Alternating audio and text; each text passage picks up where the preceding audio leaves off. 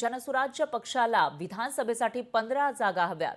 महायुतीमध्ये 15 जागांची मागणी विनय कोरे यांनी केलेली आहे। त्यांची मुलगी या ठिकाणी त्यांनी ही मागणी केली आहे। दरम्यान कोल्हापूर, सांगली, सोलापुरात जनसुराज्यकडून तयारी सुरू असल्याचंही सांगण्यात आलंय। जनसुराज्य पक्षाकडून करवीरमधून उमेदवारी जाहीर करण्यात आली आहे, तर करवीरमधून संताजी घोरपडे यांच्या नावाची घोषणा जनसुराज्य पक्षाकडून करण्यात आली आहे।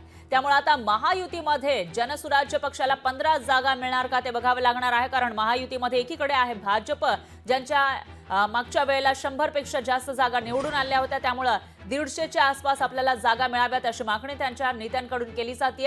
आणि अशातच इतर जे पक्ष आहेत त्याच्यामध्ये मुख्यमंत्री शिंदे यांचा शिवसेना आणि उपमुख्यमंत्री अजित पवार यांचा राष्ट्रवादी पक्ष आहे, त्यांना सुद्धा मोठ्या प्रमाणामध्ये जागांची मागणी केली जाते आणि सन्मानजनक जागा मिळाव्यात अशी मागणी केली जात असतानाच आणखी एक घटक पक्ष असलेल्या जनसुराज्य पक्षाने आता 15 जागांची मागणी केलेली आहे। एवढंच नाही तर आपल्या एका उमेदवाराची घोषणा सुद्धा केली आहे। करवीरमधून घोरपडे यांच्या नावाची घोषणा त्यांच्याकडून करण्यात आली आहे।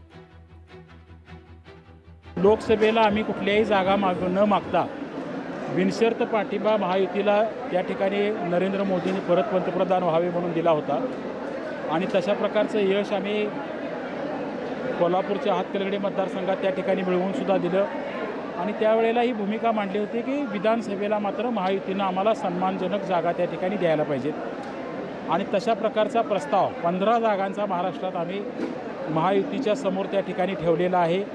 त्याच्यावर वाटाघाटीच्या फेऱ्या आता सुरू झालेल्या आहेत। आनंदाची गोष्ट आहे की माझ्या सामाजिक कार्याला जे अगदी मी शून्यातून सुरुवात केली होती त्याची आज एक मला उमेदवारी सावकार साहेबांच्या माध्यमातून जनसुराज्य शक्ती पक्षाच्या माध्यमातून आज मला मिळाली। हेच माझं सामाजिक कार्याचं आणि जनतेचे मिळालेले आशीर्वाद हेच मी समजतो आणि आज मला ही संधी मिळालेली आहे।